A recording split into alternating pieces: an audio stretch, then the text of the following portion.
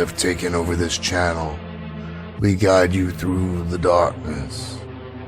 All kinds sell themselves to the night, to the darkness, and with lust in their hearts, wed to true evil.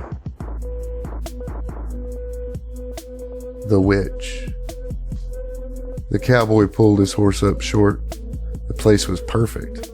A short mesa with sheer 30-foot cliff and rock slides that formed small alcove, lending itself to a defensible campsite. He swung his leg over the horse and loosened the straps that held his dual coal-black peacemakers in their holsters. He felt them out there, servants of the darkness, ones he hunted, the pets of demons, and there were 3 of them. Mitchell looked up at the sun, low on the horizon. The witches wouldn't approach until after the twilight of dusk. If they would attack, it would be doubtful if they did. But he knew they were there. After setting up a small awning to sleep beneath, he began to forge the scrub for burnable wood. Oh, he kept some in his saddlebags, but found fuel was far better to use than all of his reserves. He was on the hunt, after all, and needed every advantage he could get. Though that was nothing new. Ever since he'd lost his wife, he'd been on the hunt, bound by a dark pact, to hunt down every being responsible and destroy them utterly. And the powers of both heaven and hell had come together to have him, the wolf, hunt down the rebellious demons in hell's infinite army of darkness. The fire glowed before he broke out his cast iron pot and hung it by the rod he had spitted over the campfire. Filling it with water from one of his skins, he began cutting up 3 rabbits he had trapped that day. As the sun fell below the horizon, he leaned forward and stirred the stew, idly grabbing his rifle as he did so, placing the elegant black weapon on his lap. "You might as well come on in," he said in a low tone toward the darkness, though he did not raise his voice. A few moments passed in relative silence, the only sound of the wind growling through the scrubs and the rocks. Just as he was about to serve himself, a figure walked slowly out of the night. She was nearly nude, her bright ivory skin glowing in the partial moonlight.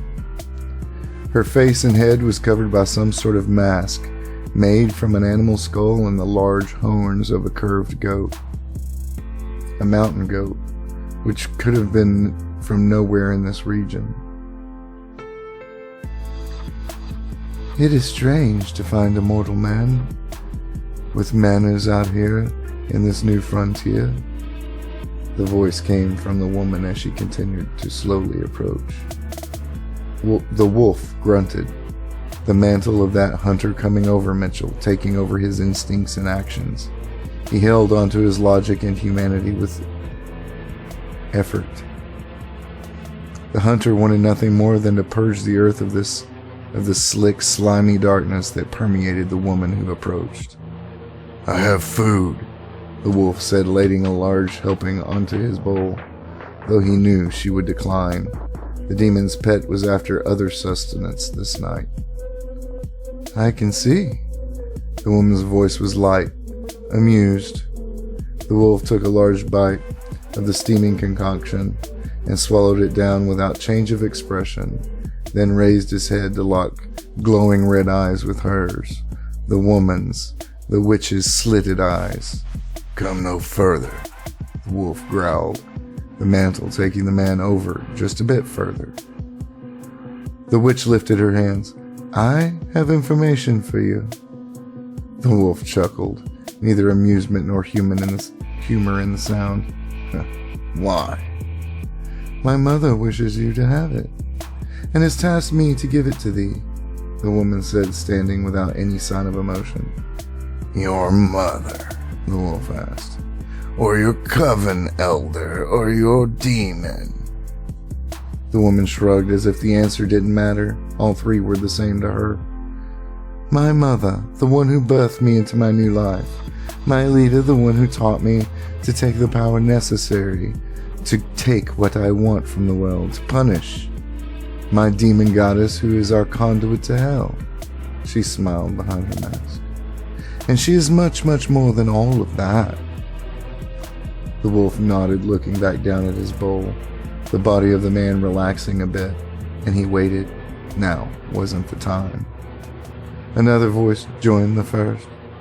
The information we have concerns your charge, your mission, the demon you have contracted to hunt. And the new voice paused. And it seems our sister chose well, now that I have the sight of you. The wolf looked up, anger in his eyes, to find another witch, one that looked almost identical to the first. She had a similar mask covering her face, and her clothing was just as sheer, just as revealing as the first. Now, though, he noticed both had a strange pendant at their necks. And I bet you want absolutely nothing from me for this information. His tone was like as to a sneer.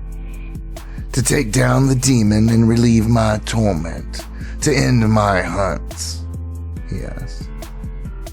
Just given free of charge, a moment of charity from demon's pets. He spitted the last.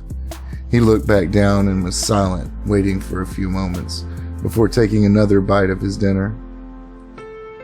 And we offer you the pleasure of these bodies, a third voice said.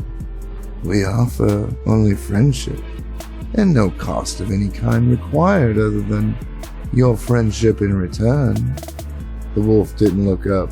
He just swallowed and took another bite, chewing slowly, as if mulling over the invitation. Every motion he took deliberate, meditative, bite after bite, moment after moment, and slowly he finished his meal. The witches just stood. When the wolf lifted his head, his eyes glowing with the hate of hell, yet bound by the good in his once human soul, he said to the now 3 and nude women, I was married once, and I loved my wife more than I loved myself. And she gave me a child, a man-child, and I would have given my very soul to have protected and sheltered them until the end of my days. The pendant at the throat of all the women were the same obsidian stones, in the shape of a wild bird, with a red strip at its neck and the tips of its wings painted the gory red of blood. The women just stood, unmoving, unemotional, and untouched. And she was a lie. His voice cracked, the mortal behind hell's bound power coming through. My boy was an abomination. He paused, the emotion taking hold of his entire existence, and I saw them mutilated, torn apart, destroyed by manipulation from the very cesspool soul demon that she worshipped and drew her power from. The witches continued in silence. The wolf was quiet, letting his glowing red eyes fall on each of the admittedly beautiful nude women in bone masks, horned demon consorts offering their bodies to a lone cowboy on the deserted range. I see you for what you are, scarred and torn, tormented and diseased, in so much constant pain that thou no longer even feels it. The wolf growled, conviction in his voice, spittle covering his unshaven face. The women slowly transformed, their unearthly, beautiful bodies shrinking and withering, their sleek and soft-seeming skin peeling and bubbling, scars oozing with infection and blood seeping every inch of their bodies. The long flowing hair that came out of the back of the masks was gone, And even as Wolf watched, the power of his words caused those very masks to break and fall low upon the earth. The women's faces, they were once indeed beautiful. At least the shadow of them were. Stunning at some point. But their bald and scarred scalps told the sacrifices they'd given to their demonic masters. It was said that witches always chose the most beautiful and innocent, the purest of girl children that could be found, to enter their societies, and through a process slowly and permanently corrupt and destroy those bright and hope-filled souls. Witches were a plague upon the beauty that mortals admired, and a virus in the heart of God's most precious children. I see creatures that are mortal no more. I see a darkness that is a plague upon this earth, Wolf said, letting his now empty dinner bowl aside. The witches writhed in pain so intense and so familiar that they knew not that they were even in pain. I see creatures that capture the innocent, the exceptional, and steal their power, their talent.